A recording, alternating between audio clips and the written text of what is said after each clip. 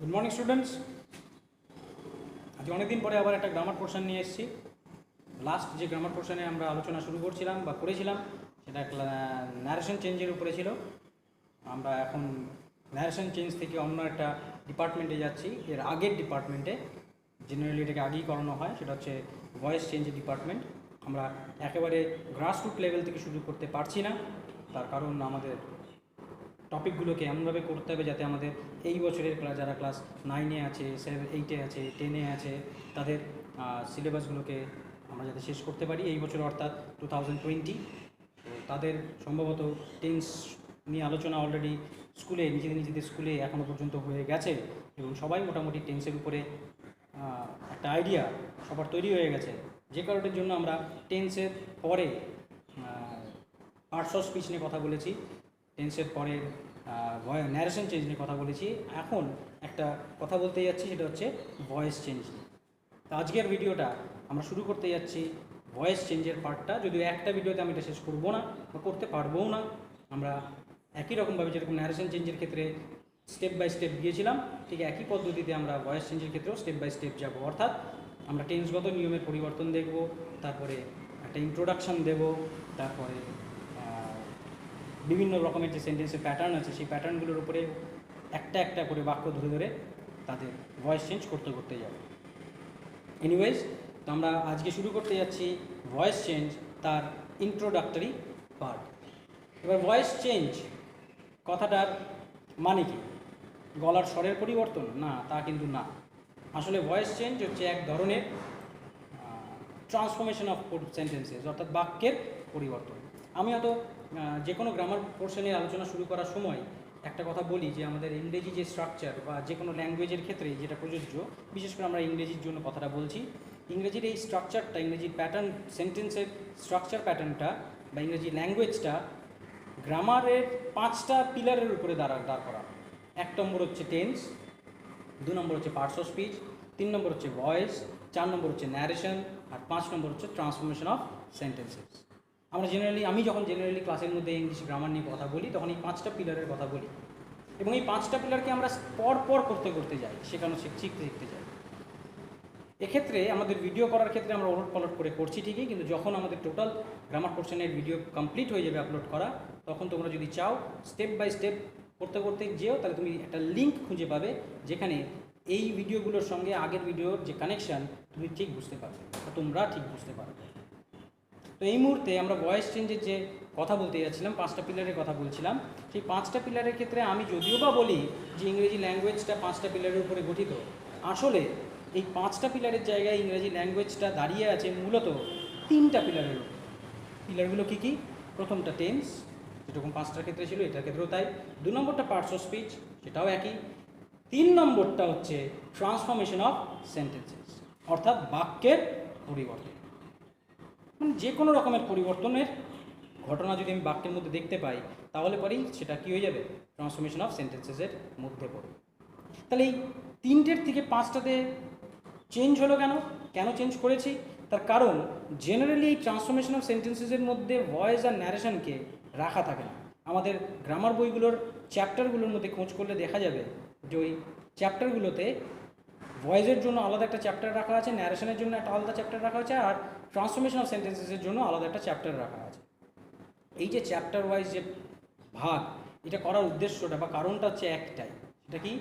Voice change করার সময় আমাকে এতগুলো দিক খেয়াল রাখতে হয়, যে দিকগুলোকে যদি একসঙ্গে আমি ট্রান্সফরমেশন অফ সেন্টেন্সেসের ভিতরে ঢুকাই, বা ন্যারেশনের ক্ষেত্রেও তোমরা দেখেছো আমরা 7টা পার্টে ভাগ করেছি, মানে অনেকগুলো জিনিস আছে। হ্যাঁ, জিনিসটা খুব সোজা, কাজটা খুব সোজা, কিন্তু আলোচনা করার সময় তো আমাকে আলোচনা করতেই হবে। তো সেই আলোচনা করতে গিয়ে প্রত্যেকটা আলোচনা যদি আলাদা আলাদা করে ট্রান্সফরমেশনের মধ্যে ঢুকিয়ে দেওয়া হয়, ভয়েস আর ন্যারেশনের আলোচনাগুলো, তাহলে ট্রান্সফরমেশন অফ সেন্টেন্সেসের চ্যাপ্টারটা বিশাল বড় হয়ে যাবে, যাকে দেখেই স্টুডেন্টদের ভয় যাবে, যার ফলে তারা কেউ এই ট্রান্সফরমেশন অফ সেন্টেন্স চর্চা করতে চাইবে না। তাদের মাথায় থাকবে ট্রান্সফরমেশন অফ সেন্টেন্স মানেই বিশাল বড় একটা চ্যাপ্টার, যে চ্যাপ্টারটা হয়তো আমাদের পক্ষে শেষ করাটা খুব কঠিন। সেই কারণে এই ভয়েস আর ন্যারেশনকে ট্রান্সফরমেশন থেকে বের করে আনা হয়েছে। কিন্তু বের করে আনা হয়েছে মানে এই না যে এরা নিজেরা কেউ ট্রান্সফরমেশন অফ সেন্টেন্সেসের অন্তর্গত না, অবশ্যই ট্রান্সফরমেশন অফ সেন্টেন্সেসের অন্তর্গত, মানে কোনো না কোনো রকমভাবে ভয়েস চেঞ্জের ক্ষেত্রেও আমরা বাক্যের একটা পরিবর্তন ঘটাই, আবার ন্যারেশন চেঞ্জের ক্ষেত্রেও বাক্যের পরিবর্তন ঘটাই। হ্যাঁ, ন্যারেশনের ক্ষেত্রে বক্তা পাল্টে যায়, সেই অনুযায়ী আমার টেন্স চেঞ্জ হয়ে যায়, সেই অনুযায়ী আমার সময়টা চেঞ্জ হয়ে যায়, সেই অনুযায়ী আমার নাউন প্রোনাউনগুলো চেঞ্জ হয়ে যায়, অর্থাৎ সাবজেক্টের আকারটা চেঞ্জ হয়ে যায়। চেঞ্জ তো হয়, কিসের চেঞ্জ হয়? বাক্যের গঠনের চেঞ্জ হয়। আর যদি বাক্যের গঠনের চেঞ্জ করি তাহলে সেক্ষেত্রে আমার বাক্যটা কি, কথাটা কি? বাক্যের পরিবর্তন। আর বাক্য পরিবর্তনকেই ইংলিশে কি বলা হয়? Transformational sentences. তাহলে ভয়েস চেঞ্জ, ন্যারেশন চেঞ্জ, এরা দুজনেই ট্রান্সফরমেশনাল সেন্টেন্সেসেরই একটা অংশ, যার ফলে এই ট্রান্সফরমেশনাল সেন্টেন্সেসের যে বেসিক যে নিয়ম, সেই নিয়মটা ভয়েস চেঞ্জের জন্যও প্রযোজ্য, ন্যারেশন চেঞ্জের জন্যও প্রযোজ্য। আর ট্রান্সফরমেশনাল সেন্টেন্সেসের যে বেসিক নিয়ম, সেই বেসিক নিয়মটা অলরেডি আমরা ন্যারেশন চেঞ্জ করার সময় বলেছিলাম, নিশ্চয়ই বলেছি। সেটা কি? সেটা হচ্ছে এনি হাউ তুমি কোনোভাবেই বাক্যের মানের কোনো পরিবর্তন করতে পারবে। This is the basic rule of transformation. You can do whatever you like, তোমার যা ইচ্ছা, যেমনভাবে ইচ্ছা সেরকমভাবেই তুমি সেন্টেন্স লিখতে পারো, কিন্তু কোনো মতেই মানের কোনো পরিবর্তন করা যাবে না। সে তুমি ন্যারেশন চেঞ্জ করো, চাই ভয়েস চেঞ্জ করো, চাই যাই করো। সুতরাং আমরা যে ন্যারেশন চেঞ্জটা অলরেডি করে আসছি, বা ন্যারেশন চেঞ্জের যে ভিডিও আমরা আপলোড করে এসেছি, সেই ভিডিও আপলোডের মধ্যেও তুমি খেয়াল করে দেখবে, বা তোমরা খেয়াল করে দেখবে যে যতগুলো বাক্যের আমরা বাক্য ন্যারেশন থেকে পাল্টেছি, সেই বাক্যগুলোর ক্ষেত্রে কিন্তু ন্যারেশনের মানে কোনো পরিবর্তন ঘটেনি। অর্থাৎ কোয়েশ্চেনে যে ডাইরেক্ট ন্যারেশনটা দেওয়া থাকবে, ঠিক একই মানে প্রকাশ করবে আমার ইনডাইরেক্ট ন্যারেশন, যেটা আমি বের করছি। বক্তা পাল্টে যাবে, কথা অনুযায়ী কথার ধরনটা পাল্টে যাবে, সেটা আলাদা ব্যাপার, কিন্তু মানে কিন্তু কী থেকে যাবে? একই থেকে যাবে। যে কথাটা বলেছিল সেই বলবে, তার মতো করে বলা হবে। সে যে কাজটা করার কথা বলেছিল সেই কাজটাই করার কথা বলা হবে, যাকে বলেছিল তাকেই বলা হবে, ব্লা ব্লা ব্লা ব্লা। অর্থাৎ কোনোভাবেই আমরা মানের কোনো পরিবর্তন করি। ঠিক একই রকমভাবে ভয়েস চেঞ্জের ক্ষেত্রেও আমি বাক্যের মধ্যে কিছু না কিছু আকৃতিগত পরিবর্তন আনবো, বাক্য পরিবর্তন যেহেতু, কিন্তু কোনোভাবেই বাক্যের মানের কোনো পরিবর্তন আমরা ঘটাবো। এই কথাটাকে মাথা ভিতরে ঢুকিয়ে নাও। তাহলে না ভয়েস চেঞ্জ, না ন্যারেশন চেঞ্জ, এরা দুজনেই আলাদা আলাদা কেউ না, এরা দুজনেই ট্রান্সফরমেশন অফ সেন্টেন্সেসের অন্তর্গত। এবং এই ট্রান্সফরমেশন অফ সেন্টেন্সেসের বেসিক প্যাটার্ন হচ্ছে, বেসিক নিয়মটা হচ্ছে, মানেটাকে কী রাখতে হবে? অপরিবর্তিত রাখতে হবে। তাহলে ভয়েস চেঞ্জের ক্ষেত্রেও বাক্যের মানে এক থাকবে, ন্যারেশন চেঞ্জের ক্ষেত্রেও তো বাক্যের মানে এক রেখেই আমরা কাজ করে এসেছি। তাহলে আজকে আমরা এই ভয়েস চেঞ্জের একেবারে থিওরিটিক্যাল, অল্প কিছু থিওরিটিক্যাল, আমরা যেহেতু মূল টার্গেট আমাদের সেন্টেন্স তৈরি করা, তাহলে আমাদের মূল আলোচনার বিষয় হবে কীভাবে চেঞ্জ করব, কিভাবে কাজটাকে পাল্টাবো, কী বাক্য তৈরি হবে, কি নতুন কিছু আনতে হবে না করতে হবে, ইত্যাদি ইত্যাদি। কিন্তু তার আগে একটা ছোট্ট থিওরিটিক্যাল আইডিয়া না থাকলে পারে আমরা হয়তো সেই জিনিসগুলোকে ভালো মতন বুঝে উঠতে পারবো না। অল্প একটু সেই থিওরিটিক্যাল আইডিয়া। থিওরিটিক্যাল আইডিয়াটা কি? থিওরিটিক্যাল আইডিয়াটা বা ইন্ট্রোডাকশনটা হচ্ছে এরকম: ভয়েস চেঞ্জের প্রাথমিক কাজটা কি, আমরা কাকে বলবো ভয়েস চেঞ্জ? ভয়েস চেঞ্জ হচ্ছে এমন একটা কাজ যেখানে আমরা বাক্যের মধ্যে থাকা ভার্বের আকারকে পাল্টে দিয়ে বাক্যের মানেটাকে অপরিবর্তিত রেখে দিই। সাজিয়ে নিয়ে কথাটা বললে পারে কী হবে? বাক্যে অবস্থিত ভার্বের আকার পাল্টে বাক্যের মানেটাকে অপরিবর্তিত রেখে যে কাজটা আমরা করি সেটাই ভয়েস চেঞ্জ। মানে বাক্যের মানে অপরিবর্তিত রেখে বাক্যে অবস্থিত ভার্বের আকার পাল্টানোকেই ভয়েস চেঞ্জ বলা হয়। তাহলে আমরা ভয়েস চেঞ্জ যখন করব তখন বাক্যের মানে অপরিবর্তিত রাখব এবং বাক্যের মধ্যে থাকা ভার্বটার আকৃতিগত কিছু একটা কী করব? পরিবর্তন করব। যে কারণে আমরা যে পরিবর্তনটা ঘটাচ্ছি সেটা কার মধ্যে ঘটাচ্ছি? ভার্বের মধ্যে। আর ভার্বের মধ্যে আকৃতিগত পরিবর্তন যদি ঘটাই, অটোমেটিক্যালি বাক্যের গঠনের কিছু চেঞ্জ হয়ে যাবে। আর বাক্যের গঠনের চেঞ্জ হওয়া মানেই সেটা ট্রান্সফরমেশন অফ সেন্টেন্সেস। আর বাক্যের গঠনের চেঞ্জ হলেও আমরা বাক্যের মানে যেহেতু পরিবর্তন করছি না, তাহলে এবার ট্রান্সফরমেশন অফ সেন্টেন্সেসের নিয়মটাকে তারা কী করতেছে? মেনে চলছে। এবার প্রশ্নটা হচ্ছে, তাহলে এটা গেল সংজ্ঞা। সংজ্ঞাটা কি আরেকবার বলি? সংজ্ঞাটা হচ্ছে বাক্যের মানে অপরিবর্তিত রেখে বাক্যে অবস্থিত ভার্বের আকার পাল্টানোকেই ভয়েস চেঞ্জ বলে। যেহেতু আমরা বাক্যের মধ্যেকার ভার্বটার আকৃতিটাকে পাল্টাই, সেই জন্য ভয়েস চেঞ্জ আমরা কখনোই বাক্যের করি না। খেয়াল থাকে যেন আমরা ন্যারেশন চেঞ্জ করি বাক্যের, ন্যারেশন মানে কথা, উক্তি, আর সেটা কি বাক্য। তাহলে ন্যারেশন চেঞ্জ হয় বাক্যের, কিন্তু ভয়েস চেঞ্জ কিন্তু কখনোই বাক্যের হয় না, ভয়েস চেঞ্জটা হয় ভার্বের। মানে একই বাক্যের মধ্যে যদি দুটো বা তিনটে বা চারটা ভার্ব থাকে, তাহলে ওই একই বাক্যের তিনটা বা চারটা কী করতে পারি, ভয়েস চেঞ্জ করতে পারি। কেননা ওই বাক্যটার তো আর ভয়েস চেঞ্জ করছি না, ভয়েস চেঞ্জ তো করতেছি ফাইনাইট ভার্বের বা ইনফাইনাইট ভার্বের। মানে মূলত মেইন ভার্বের আমি কি করব, ভয়েস চেঞ্জটাকে করব। কথাটা বোঝা যায়? তাহলে ভয়েস চেঞ্জ আমরা কখনোই বাক্যের করি না, ভয়েস চেঞ্জ আমরা করি ভার্বের। এবার ভার্বের যখন আমি ভয়েস চেঞ্জ করব, মানেই ভার্বের আকৃতিটাকে আমি কি করে দেবো, পাল্টে দেবো। সংজ্ঞায় বলা আছে মানে এক রেখে। ভার্বের আকার যদি পাল্টাই, তো স্বাভাবিকভাবে ভার্বের আকার পাল্টানোর সাথে সাথে বাক্যের মানে পাল্টে যাবে, তাই তো নিয়ম। মানে একটা বাক্য তৈরি করতে আর কিছু লাগুক না লাগুক, কাকে লাগেই? আমাদের ভার্বের চ্যাপ্টারের আলোচনা আমরা ভিডিও করছি, সেখানে বলেছিলাম কাকে লাগে, ফাইনাইট ভার্বকে লাগে, তাই না? এবার যদি আমি ফাইনাইট ভার্বটারই আকার পাল্টে দিই বা মেইন ভার্বের আকার পাল্টে দিই, তাহলে অটোমেটিক্যালি বাক্যের মানেও কী হয়ে যাবে, পাল্টে যাবে, বাধ্য। কেন ভার্বের মানের উপরেই বাক্যের মানে দাঁড়িয়ে আছে, বাক্যের মানে প্রকাশ কে করে, ভার্ব করে। তো সুতরাং ভার্বের আকার পাল্টানো মানে বাক্যের মানে পাল্টে যাওয়া। এবার যদি আমি শুধুমাত্র ভার্বের আকার পাল্টে রেখে দিই, ভয়েস চেঞ্জ করা মানে ভার্বের আকার পাল্টানো, আমি শুধুমাত্র ভার্বের আকারটাকে কী করে দিলাম, পাল্টে দিলাম, তাহলে পারে কি বাক্যের মানে ঠিক থাকবে? সম্ভব? সম্ভব না, তাই না? তার মানে ভার্বের আকারটাকে পাল্টানোর সাথে সাথে আরও কিছু কাজ আমাকে এমন করতে হবে, যে কাজগুলো করলে পরে প্রশ্নে দেওয়া বাক্যটার মানে আর উত্তরে বের করা বাক্যের মানে দুটো কি থাকবে, এক থাকবে। বুঝতে পারলাম? কি বললাম?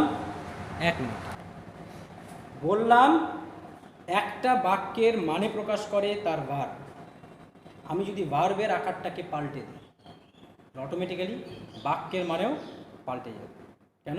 কেন ভার্বের মানেটাই বাক্যের মানেতে প্রকাশিত হয়। তাহলে ভার্বের মানে পাল্টানো মানেই বাক্যের মানে পাল্টে যাওয়া। তাহলে ভয়েস চেঞ্জ করা মানে ভার্বের আকার পাল্টানো, একদম ঠিক। আমি কি করলাম, শুধুমাত্র ভার্বের আকারটাকে, একটা বাক্য দেওয়া আছে ভয়েস চেঞ্জ করতে, আমি তার মধ্যে থাকা ভার্বের আকারটাকে পাল্টে দিলাম। যেই পাল্টালাম, ভয়েস চেঞ্জ তো হয়ে গেল, কিন্তু পুরোপুরি কি হলো, কেন হলো না? কারণ ভার্বের আকারটাকে পাল্টানোর সাথে সাথে বাক্যের মানেটাও কী হয়ে গেছে, পাল্টে গেছে। আর যেহেতু বাক্যের মানে পাল্টে গেছে, তাহলে পরে আমার ভয়েস চেঞ্জ ঠিকঠাক হয়নি। কেননা ভয়েস চেঞ্জের সংজ্ঞায় বলাই আছে যে বাক্যের মানে অপরিবর্তিত রেখে ভার্বের আকার পাল্টানোকে বলা হয় ভয়েস চেঞ্জ। তার মানে ভার্বের আকার পাল্টানোর সাথে সাথে বাক্যের যে মানেটা পাল্টে গেল, এবার আমাকে এমন কিছু করতে হবে যাতে বাক্যের মানেটা আবার কী হয়ে যায়, পাল্টে যায়, এবং বাক্যের মানেটা কি থেকে যায়, সেম থেকে যায়। প্রশ্ন দেওয়া বাক্যের মানের সাথে এটা সেম থেকে যায়। অনেকটা কীরকম, একটা উদাহরণ দিয়ে বুঝাই যদি বুঝতে সুবিধা হয়। এই পেনটা সাপোজ আমার ভার্ব, আর আমি যেরকমভাবে দেখছি পেনটাকে সেটা হচ্ছে আমার বাক্য। তাহলে আমার সামনে পেনটা এরকমভাবে আছে, মানে পেনের মুটকিটা কোথায় আছে, ওপরের দিকে, তাই তো? পেনটা আমার ভার্ব, আমি ভার্বটাকে পাল্টালাম, স্ট্রাকচার পাল্টে দিলাম। এবার আমার দেখার দৃষ্টিভঙ্গিটা হচ্ছে আমার বাক্য, বললাম আমি। এবার আমি পেনের আকারটাকে যদি শুধুমাত্র পাল্টে দিই, তাহলে পরে কি আমার বাক্যের মিনিংটা এক থাকলো? ছিল এরকম, আকার পাল্টে দিলাম এরকম। তাহলে এই ক্ষেত্রে আমার দৃষ্টিভঙ্গিটা কি, পেনের ঢাকনিটা ওপরে, আর এই ক্ষেত্রে আমার দৃষ্টিভঙ্গিটা কি, পেনের ঢাকনিটা নিচে। তাহলে কি আমার ভয়েস চেঞ্জ হবে? হবে না। কেন হবে না? কেন ভার্বের আকার তো পাল্টেছি, ফাইন, কিন্তু বাক্যের মানেটাকে এক রাখতে পারিনি। ভার্বের আকার পাল্টানোর সাথে সাথে আমার দৃষ্টিভঙ্গি কী হয়ে গেছে, চেঞ্জ হয়ে গেছে, অর্থাৎ বাক্যের মানেও কী হয়ে গেছে, চেঞ্জ হয়ে গেছে। So therefore the voice change is wrong. The change of the voice is wrong. তাহলে আমাকে কী করতে হবে, আমাকে এমনভাবে কাজটা করতে হবে যাতে আমি ভার্বের আকারও পাল্টাবো, কিন্তু দেখবো আমি কীরকম, এরকম, দৃষ্টিভঙ্গিটা থাকবে কীরকম, এরকম। তাহলে আমি কী করলে পরে ভার্বের আকার পাল্টানোর সাথে সাথেও পেনের মুটকিটা নিচে না গিয়ে পেনের মুটকিটাকে আমি কোথায় দেখবো, উপরের দিকেই দেখব। কারেক্ট? সিস্টেমটা কি, ঘটনাটা কি, সিম্পল। ভার্বের আকারকে যখন আমি এরকম ছিল তখন আমি এরকম দেখতেছিলাম, পেনের মুটকিটা ওপরে আছে।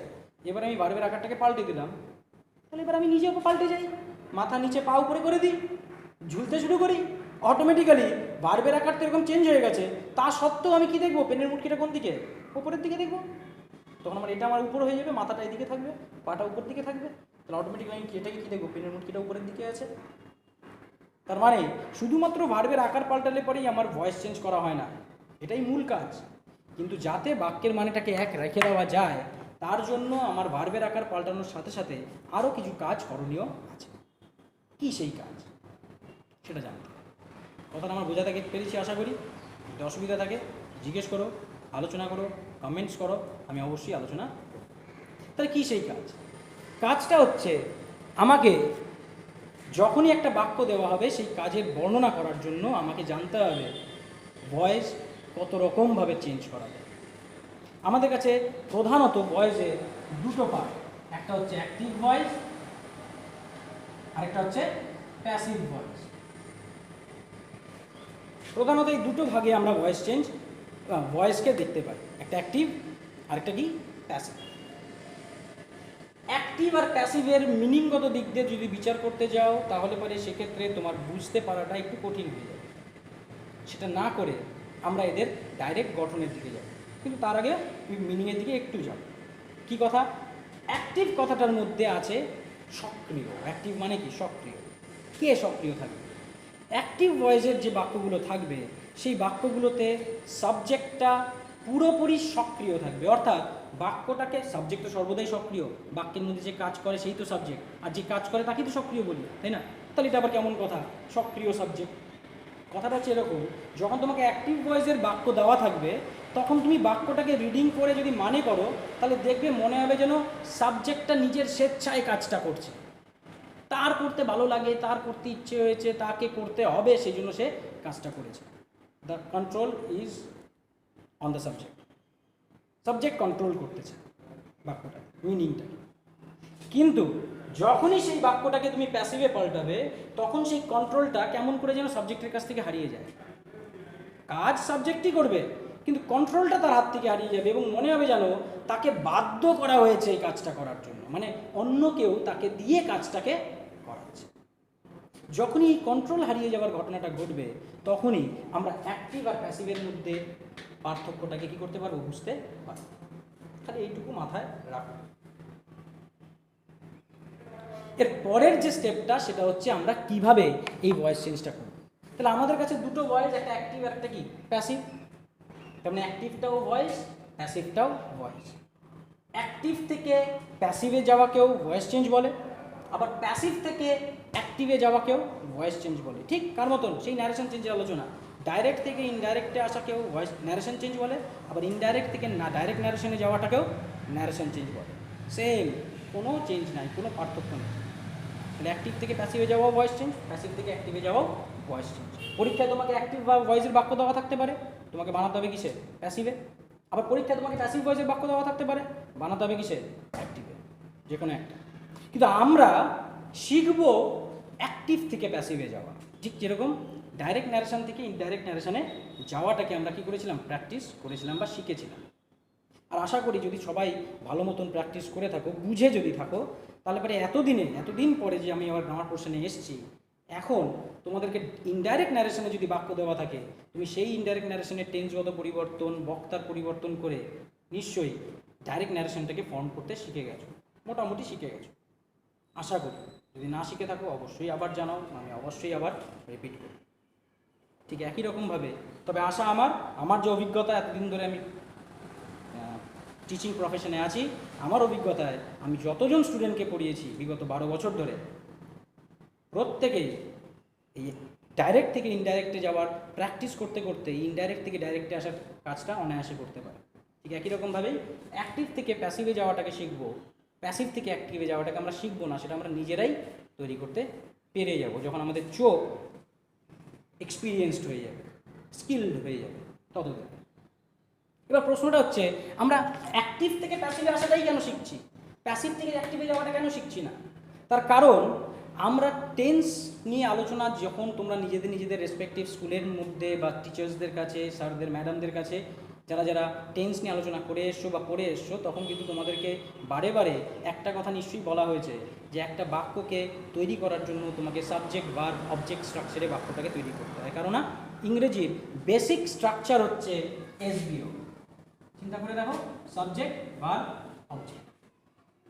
স্যার বা ম্যাডামরা বলেছেন অনেকবার বলেছেন, বারবার বলেছেন, এবং এতদিনে তোমাদের মাথার ভেতরেও ঢুকে গেছে যে একটা ইংরেজি বাক্যের বেসিক গঠনটা হচ্ছে SVO। এবং তার সাথে সাথে আমি যে গ্রামার পোর্শনের ভিডিও আপলোড করেছি, সেই গ্রামার পোর্শনের ভিডিওর মধ্যেও এই SVO সংক্রান্ত কথা বলতে গিয়ে তোমাদের বলেছি এটা হচ্ছে বেসিক প্যাটার্ন, যেখানে এস মানে সাবজেক্ট না, ও মানে অবজেক্ট না, এই ঘরগুলোকে কি করা হচ্ছে, চিহ্নিত করা হচ্ছে। এই ঘরটা হচ্ছে সাবজেক্টের ঘর, এই ঘরটা হচ্ছে অবজেক্টের ঘর, আর এই ঘরটা হচ্ছে ভার্বের ঘর। বলেছিলাম সাবজেক্টের ঘরে সাবজেক্টও বসতে পারে, অবজেক্টও বসতে পারে, অবজেক্টের ঘরে সাবজেক্টও বসতে পারে, অবজেক্টও বসতে পারে, কিন্তু ভার্বের ঘরে শুধুমাত্র কে বসবে, ভার্বই বসবে। মানে সবচেয়ে সোজা যে স্ট্রাকচার ইংরেজি বাক্যের সেটা হচ্ছে SVO। এবং পৃথিবীর প্রত্যেকটা ইংরেজি বাক্যের মধ্যেই তুমি এই সাবজেক্টের ঘর, ভার্বের ঘর আর অবজেক্টের ঘর খুঁজে পাবে। হ্যাঁ, অন্য কেউ বসে আছে সেটা বসতে পারে, কিন্তু ঘরগুলো আছে, এটা সাবজেক্টের ঘর, এটা অবজেক্টের ঘর, এটা ভার্বের ঘর, এটা অবজেক্টের পরপর বলেছি। যেহেতু এই SVOটা হচ্ছে ইংরেজি বাক্যের বেসিক প্যাটার্ন, এই SVOটাকেই আবার ইংরেজি বাক্যের অ্যাক্টিভ ভয়েসের প্যাটার্নও বলা হয়। এটা যেহেতু বেসিক, সেই কারণে এই বেসিক প্যাটার্নটাই আবার ইংরেজি বাক্যের আরেকটা নাম আছে, সেটা কি, ভয়েসের ক্ষেত্রে সেটা হচ্ছে অ্যাক্টিভ ভয়েসের বাক্যের গঠন। সো দেয়ারফোর আমরা SVO স্ট্রাকচার দিয়ে অলরেডি বাক্য তৈরি করার প্র্যাকটিস করে এসেছি, মনে আছে তো? সাবজেক্ট বের করবো কি দিয়ে, কে দিয়ে, অবজেক্ট বের করবো কি এবং কাকে দিয়ে প্রশ্ন করে ভার্বকে, তারপরে SVO আকারে ভার্বের টেন্সগত সঠিক আকার দিয়ে বাক্যটাকে কি করে দেওয়া, তৈরি করে দেওয়া। সেই যে প্যাটার্নে যে আমরা যে SVO স্ট্রাকচার তৈরি করে এসেছি, এতদিন ধরে তৈরি করার পরে অলরেডি আমরা অ্যাক্টিভ ভয়েসের বাক্যের গঠনটাকে কী করে ফেলেছি, রপ্ত করে ফেলেছি। তাহলে এই বাক্যের গঠনটাকে তো অলরেডি রপ্ত করে ফেলেছি সম্ভবত। এখন আমাদের কাজ এই বাক্যের গঠন থেকে প্যাসিভ ভয়েসের বাক্যের গঠনে কি করা, পরিণত প্যাসিভ ভয়েসে পরিবর্তন করা। যেহেতু আমরা এই স্ট্রাকচারটাকে আগের থেকে চিনি, সেই জন্যই আমরা অ্যাক্টিভ ভয়েসের স্ট্রাকচারটাকে কোয়েশ্চেনে রাখবো, যাতে আমাদের চিনতে কোনো অসুবিধা না হয় কোনটা সাবজেক্ট, কোনটা ভার্ব, কোনটা অবজেক্ট। এবং তারপরে সেখান থেকে আমরা প্যাসিভ ভয়েসের স্ট্রাকচার তৈরি করব। ধীরে ধীরে আমরা প্যাসিভ ভয়েসের স্ট্রাকচার দেখেও বুঝে যাব যে এটা প্যাসিভ ভয়েসের স্ট্রাকচার, তো সুতরাং এটা সাবজেক্ট, এটা অবজেক্ট, আর এটা ভার্ব। একটু অন্য অন্য জায়গায় বসে থাকতে পারে। কথাটা বুঝাতে পারলাম কেন আমরা অ্যাক্টিভ থেকে প্যাসিভে যাচ্ছি? ঠিক এই কারণের জন্য, যেহেতু এটা আমাদের জানা স্ট্রাকচার, সেই জন্য আমরা অ্যাক্টিভটাকে কোয়েশ্চেনে রাখছি যাতে আমাদের চিনতে সুবিধা হয়, এবং তারপরে সেখান থেকে আমরা কিসে আসবো, প্যাসিভের স্ট্রাকচারে। ক্লিয়ার আছে? এবার আসতেছি আমরা ভয়েস চেঞ্জটা করব কীভাবে। আমাদের গ্রামার বইগুলোর মধ্যে জেনারেলি ভয়েস চেঞ্জের প্রায়, আমি গুনিনি কোনোদিনও, প্রায় গোটা 30-40টা নিয়ম দেওয়া থাকে। এক একটা টেন্সের জন্য এক এক রকমের ফরম্যাট দেওয়া থাকে, স্ট্রাকচার দেওয়া থাকে, এবং বলা থাকে এখানে সাবজেক্ট বা অবজেক্ট, তারপরে কি বি, তারপরে মেইন ভার্বের পাস্ট পার্টিসিপল, তারপরে বাই, তারপরে সাবজেক্ট। অন্য একটা টেন্সের ক্ষেত্রে সাবজেক্ট, অবজেক্ট, তারপরে বিং, তারপরে মেইন ভার্বের পাস্ট পার্টিসিপল, তারপরে অ্যান্ড, বাই, তারপরে অবজেক্ট, তার আগে অক্সিলারি ভার্ব। এরকমভাবে প্রচুর নিয়ম দেওয়া থাকে। স্ট্রাকচারালি আমাদেরকে কী করানো হয়, ভয়েস চেঞ্জটাকে শেখানো হয়, যার ফলে আমাদের কাছে প্রচুর নিয়ম হয়ে যায়। এত নিয়ম যে নিয়মটাকে আমাদের মনে রাখাটাই আমাদের কাছে কঠিন হয়ে যায়, যে কারণে ভয়েস চেঞ্জ ভয়ঙ্কর কঠিন হয়ে যায়।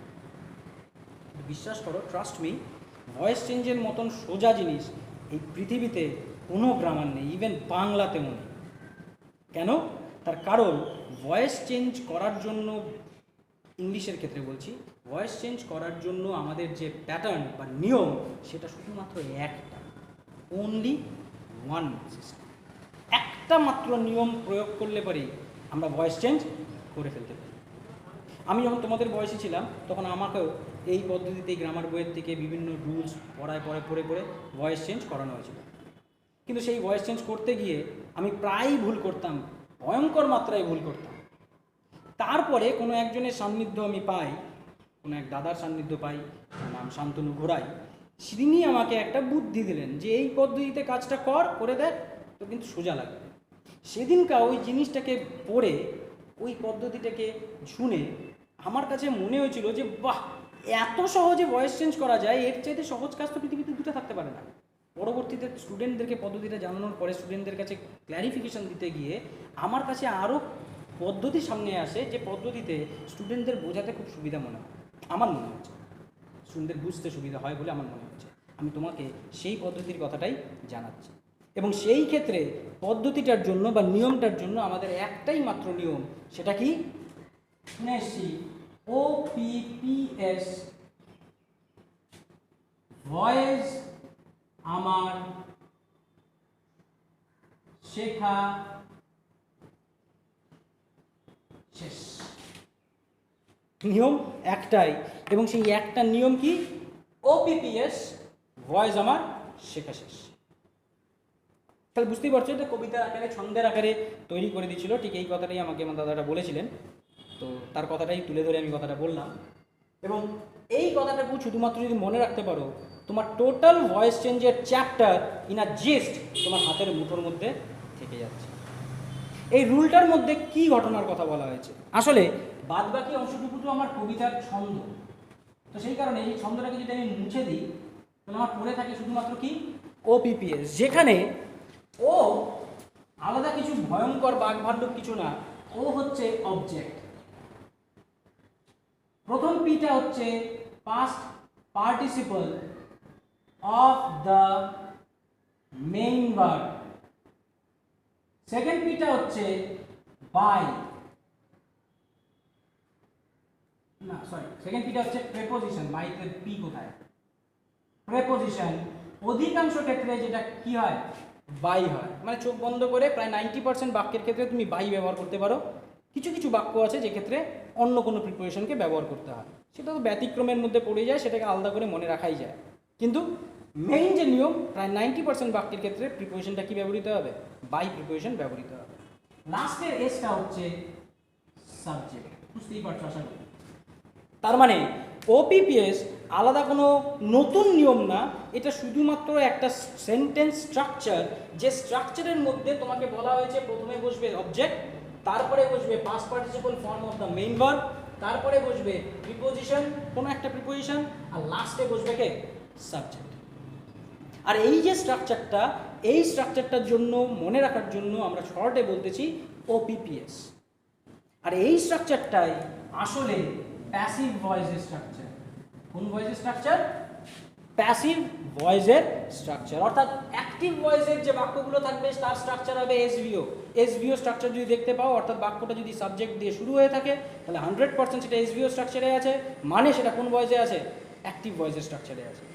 আর যখনই বাক্যটা প্যাসিভ ভয়েসের স্ট্রাকচারে থাকবে, অর্থাৎ যদি থাকতে হয় তাহলে বাক্যটাকে শুরু হতে হবে কাকে দিয়ে, অবজেক্ট দিয়ে, এবং অবজেক্ট দিয়ে শুরু হলে পরে বাক্যটা 100% সেটা কি কোন স্ট্রাকচারে আছে, প্যাসিভ ভয়েসের স্ট্রাকচারে আছে। না 100% বলবো না, আরেকটা কারণ আছে, যে পদ্ধতিতে আমাকে দেখে নিতে হবে ওটা প্যাসিভ ভয়েসের স্ট্রাকচার কিনা, কিছুক্ষণ পরে বলছি বা কোনো এক ভিডিওতে বলবো।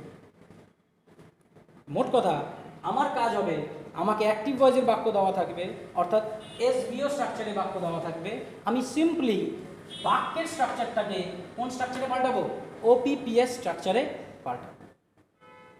কিভাবে সেটা আমরা করব কিছুক্ষণ পরে, কিন্তু তার আগে আরেকটু থিওরি কি, জেনারেলি অনেক সময় গ্রামার বোঝাতে গিয়ে গ্রামার বইগুলোর মধ্যে, বা আমি কোনো গ্রামার বইয়ের লেখককে ছোট করার চেষ্টা করছি না, to all respect to them, মানে তারা যে কথাটা বলতে চেয়েছেন সেটা হয়তো লিখে বোঝানো সম্ভব হয় না, যেটা আমার পক্ষে সুবিধা বলে বলে বলে বুঝাচ্ছি, তো সেই কারণে তাদের লেখাতে একটু প্রবলেম থেকে যায় লিখে বুঝাতে গিয়ে। যেরকম ওই ট্রানজিটিভ ইনট্রানজিটিভের ক্ষেত্রে অবজেক্ট নেয় না, এর মানেটা কি সেটা হয়তো বোঝা যায় না। তার মানে এই না যে ওনারা জানেন না, ওনারা অবশ্যই জানেন, ওনারা গ্রামার বই লিখছেন, তো সুতরাং to every respect to them, আমি ওনাদের কাছে নগণ্য একজন ব্যক্তি, তা সত্ত্বেও আমাদের স্টুডেন্টদের জন্য এটা বুঝতে অসুবিধা হয়ে যায়। অনেক সময় গ্রামার বইতে লেখা থাকে সাবজেক্টটা অবজেক্ট হয়, অবজেক্টটা সাবজেক্ট হয়, অর্থাৎ অ্যাক্টিভ থেকে প্যাসিভ আসার সময় আমি দেখতে পাচ্ছি সাবজেক্টটা অবজেক্ট হয়ে গেছে আর অবজেক্টটা কী হয়ে গেছে, সাবজেক্ট হয়ে গেছে বাক্যের স্ট্রাকচারের মধ্যে, হয়েছে কিনা।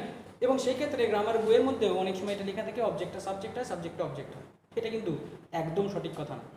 কেননা কারণ কোনো একটা বাক্যের যদি সাবজেক্টটা অবজেক্ট হয়ে যায় তাহলে পরে বাক্যের মানেটা কোনোদিনও চেঞ্জ হতে এক থাকতে পারে না। কেননা কোনো একটা বাক্যের মধ্যে সাবজেক্ট যে থাকবে সে তো কাজটা করবে, আবার অন্য একটা বাক্যের মধ্যে ভয়েস চেঞ্জ করার পরে যদি সেই সাবজেক্টটাই অবজেক্ট হয়ে যায় তাহলে অটোমেটিক্যালি সে আর কাজ করবে না, তার উপরে কাজটা প্রয়োগ করা হবে, হ্যাঁ তাই তো হয়। তো দেয়ারফোর আমরা কখনোই এই জাতীয় ধারণা রাখবো না যে ভয়েস চেঞ্জ করার সময় সাবজেক্টটা অবজেক্ট হয়ে যায়, অবজেক্টটা সাবজেক্ট হয়ে যায়। তাহলে ধারণাটা কি হবে? ধারণাটা হবে সাবজেক্ট ভয়েস চেঞ্জ করার পরে সাবজেক্টই থাকে, সে শুধুমাত্র কি করে, তার স্থান পরিবর্তন করে। অবজেক্টও তার কি করে, স্থান পরিবর্তন করে। তাহলে গ্রামারিয়ানরা যদি বলতেই চাইতেন অবজেক্টটা সাবজেক্টটা সাবজেক্টটা অবজেক্ট হয়, তাহলে পরে তারা সরাসরি চিহ্নটা দিতেন না, আগে যে চিহ্নটা দিয়েছিলাম। কিন্তু গ্রামার বইয়ের মধ্যে কিন্তু এরকম অ্যারো চিহ্ন থাকে, থাকে না? অর্থাৎ তারা বলতে চাইছেন যে সাবজেক্টটা তার স্থান পরিবর্তন করে, অবজেক্টটা তার স্থান পরিবর্তন করে। কি স্থান পরিবর্তন করে? অবজেক্টটা বসে সাবজেক্টের ঘরে, আর সাবজেক্টটা বসে অবজেক্টের ঘরে। এটা কখনোই সাবজেক্ট অবজেক্ট হয় না বা অবজেক্ট সাবজেক্ট হয় না। তাহলে বোঝাতে চান সেটাই, যে কারণে তারা কিন্তু এই ক্রস অ্যারো মার্কটা দিয়েই তিনি কি করেন, সাবজেক্ট অবজেক্টটাকে চিহ্নিত করা। তাহলে আমরা মনে রাখবো অ্যাক্টিভ ভয়েস থেকে প্যাসিভে পাল্টানোর সময় সাবজেক্টটা গিয়ে বসবে অবজেক্টের ঘরে, আর অবজেক্টটা এসে বসবে সাবজেক্টের, অর্থাৎ বাক্যের শুরুতে বসে থাকবে অবজেক্ট, বাক্যের শেষে বসে থাকবে সাবজেক্ট। আশা করি কথাটা বোঝাতে পারলাম। সেকেন্ড, এর পরের থিওরি, নেক্সট থিওরিটা কি? যেহেতু প্যাসিভ ভয়েসটাতে বাক্য শুরুই হবে কি দিয়ে, অবজেক্ট দিয়ে শুরু হচ্ছে না।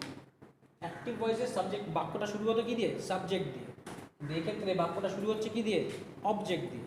তো স্বাভাবিকভাবে যে সমস্ত অ্যাক্টিভ ভয়েসের বাক্যের মধ্যে অবজেক্ট থাকবে না, সেটা ট্রান্সিটিভ ভার্ব হোক চাই ইনট্রান্সিটিভ ভার্ব হোক, ট্রান্সিটিভ ভার্বের তো থাকবেই না, সরি ইনট্রান্সিটিভ ভার্বের তো অবজেক্ট থাকেই না, এক একটা উদাহরণ বাদ দিয়ে, ড্রিম, ফাইট, ওগুলো বাদ দিয়ে জবরদস্তি আনতে হয়, তাই না? যে সমস্ত অ্যাক্টিভ ভয়েসে বাক্যের অবজেক্ট থাকবে না বাক্যের মধ্যে, সেই সমস্ত অ্যাক্টিভ ভয়েসের বাক্যকে আমি কখনোই প্যাসিভ ভয়েসে পাল্টাতে পারবো না। কেন? কারণ যে বাক্যে অবজেক্টই নেই, তাহলে কাকে আমি অবজেক্ট সাবজেক্টের ঘরে বসাবো প্যাসিভ ভয়েসে? বসানো তো কিছু নেই, বাক্যটা শুরুই হবে না। ট্রেনের মাথাই নেই, তো পেছনের বগি কি আগাবে? আগাবেই না। তো সামনে একটা তো ইঞ্জিনটা তো লাগবে। তাহলে এই বাক্যগুলোর ক্ষেত্রে অবজেক্টটা ইঞ্জিন, আর এই বাক্যগুলোর ক্ষেত্রে সাবজেক্টটা ইঞ্জিন। শুরুতে কি আছে? সাবজেক্ট। শুরুতে কি আছে? অবজেক্ট। তাহলে অ্যাক্টিভ ভয়েসে অবজেক্ট পেছনে থাকে, গুরুত্ব খানিকটা কম। কিন্তু যদি অবজেক্ট না থাকে, তাহলে পরে তাকে আমি কখনোই প্যাসিভ ভয়েসের স্ট্রাকচারে পাল্টাতে পারবো না। তাহলে আমাকে যে বাক্যটা কোয়েশ্চেন পেপারে দেওয়া থাকবে, আমাকে দেখে নিতে হবে বাক্যের মধ্যে সাবজেক্ট কোনটা, ভার্ব কোনটা, অবজেক্ট। তারপরে অবজেক্টটাকে কোথায় নিয়ে আসতে হবে? সাবজেক্টের ঘরে টেনে আনতে হবে। বোঝা যায়? অবজেক্ট যদি বাক্যের মধ্যে না থাকে, তাহলে সেই বাক্যের প্যাসিভ স্ট্রাকচার তৈরি করা সম্ভব নয়। এবার অবজেক্ট বলতে আমাদের কাছে কটা ধারণা ছিল? দুটো। একটা ছিল প্রথম ধরনের অবজেক্ট, করা কাজের ক্ষেত্রে যার ওপরে কাজটা কি করা হবে, প্রয়োগ করা হবে, ফার্স্ট ধরনের অবজেক্ট। আরেকটা ছিল দ্বিতীয় ধরনের অবজেক্ট, যেটাকে অবজেক্ট বলাই যায় না বলেছিলাম কোনো একটা ভিডিওতে। অর্থাৎ তাকে আমরা গ্রামাটিক্যালি ভাষায় কি নামে চিহ্নিত করি? কমপ্লিমেন্ট বলে চিহ্নিত করি। অবজেক্ট তো বলছিলাম তখন পর্যন্ত আমাকে এসভিও স্ট্রাকচার লিখতে হবে, বানাতে হবে, প্র্যাকটিস করতে হবে। তাহলে সেই বাক্যগুলোর মধ্যে তাকে আমি কি বলে চিনতে পারবো? অবজেক্ট বলে চিনতে পারবো। কোন ধরনের অবজেক্ট? দ্বিতীয় ধরনের অবজেক্ট। বাক্যটা লিখতে একটুখানি কী হবে? সুবিধা হবে। আমার প্র্যাকটিক্যাল কাজ, আমি প্র্যাকটিক্যালি কাজটা করতে যদি সুবিধা হয়, আমি সেটাকে অ্যাকসেপ্ট করে নিব, ভুল হলেও অ্যাকসেপ্ট করবো। তবে ভুল যে সেটা আমি তোমাকে জানিয়ে দেবো। তাহলে দ্বিতীয় ধরনের যে অবজেক্ট, তাকে তো অবজেক্ট বলা যায় না। কোন ভার্বের জন্য? হওয়া কাজের জন্য, তাই না? যে কাজগুলো এমনি হয়, অস্তিত্ব রাখে, সেটা যেটাকে করা যায় না। তাহলে সেই অবজেক্টগুলো দ্বিতীয় ধরনের অবজেক্ট, অর্থাৎ কমপ্লিমেন্ট, যদি বাক্যের শেষে বসে থাকে, সাবজেক্ট ভার্বের পরে কে বসে আছে? কমপ্লিমেন্ট। তাহলে সেই বাক্যটার কি আমি প্যাসিভ স্ট্রাকচার দিতে পারবো? পারবো না। কেন পারবো না? কারণ সেই বাক্যটাতে কোনো অবজেক্ট নেই। অবজেক্ট থাকলো কি? যদিও নাম দিয়েছিলাম দ্বিতীয় ধরনের অবজেক্ট, কিন্তু তাকে তো গ্রামারের ভাষায় অবজেক্ট বলে না, সেটা আসলে অবজেক্টই না।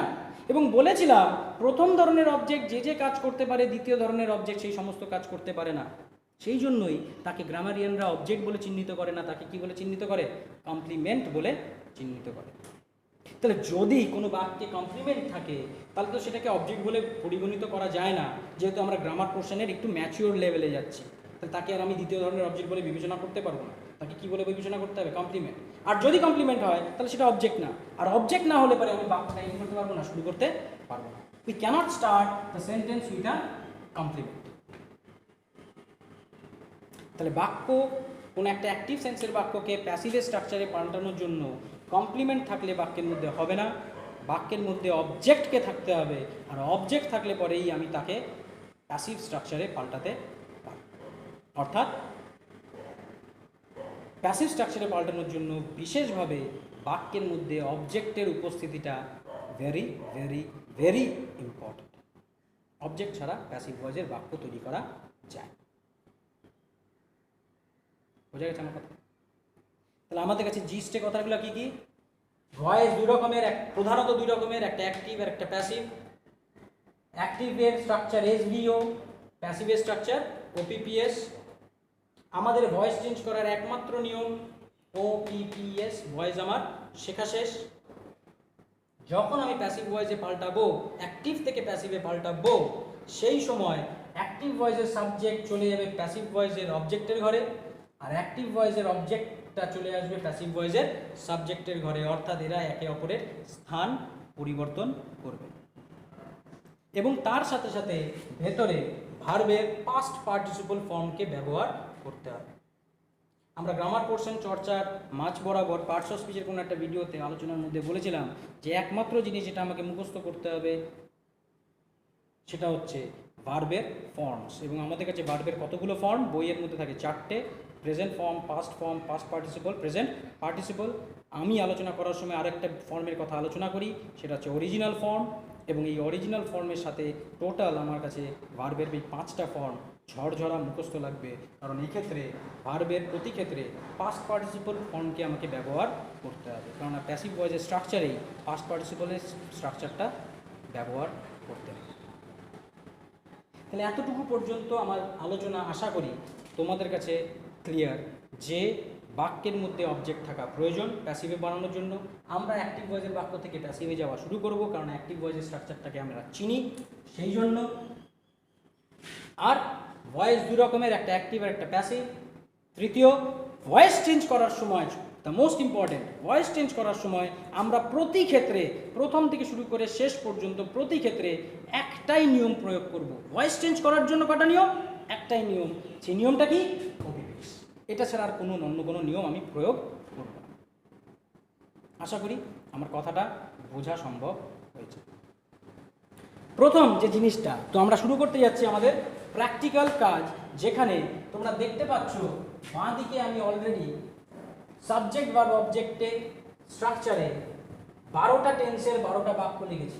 তোমাদের চেনার সুবিধার জন্য প্রত্যেকটা বাক্যের ক্ষেত্রে সাবজেক্ট রেখেছি I, the easiest format. Verb রেখেছি, মেইন ভার্বটা কি? ইট, প্রতি ক্ষেত্রে। তারপরে অবজেক্ট রেখেছি প্রতি ক্ষেত্রে কি? রাইস।